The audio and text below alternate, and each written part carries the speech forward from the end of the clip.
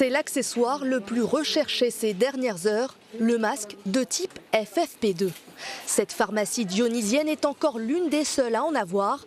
Une centaine d'exemplaires issus d'ailleurs d'une commande groupée. Parti assez vite, peut-être en 2 semaines on n'avait plus rien.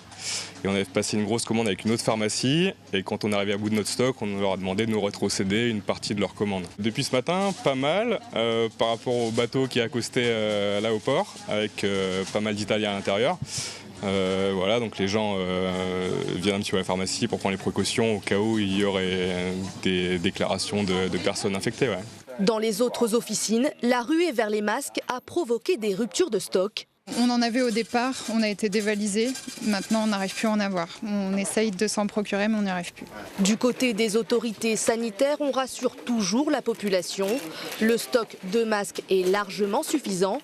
L'ARS assume aussi totalement le fait de ne pas prendre la température des voyageurs à leur arrivée à La Réunion. Les stocks en milieu hospitalier existent quels qu'ils soient.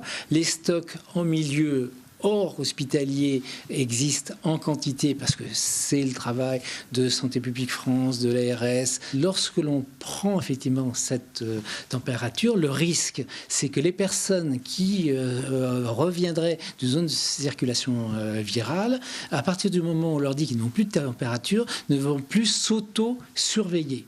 Et c'est là le problème. Les masques de type FFP2 sont habituellement réservés aux professionnels de santé. Plus efficaces que les masques chirurgicaux, ils ne fonctionnent pleinement que pendant 3 heures.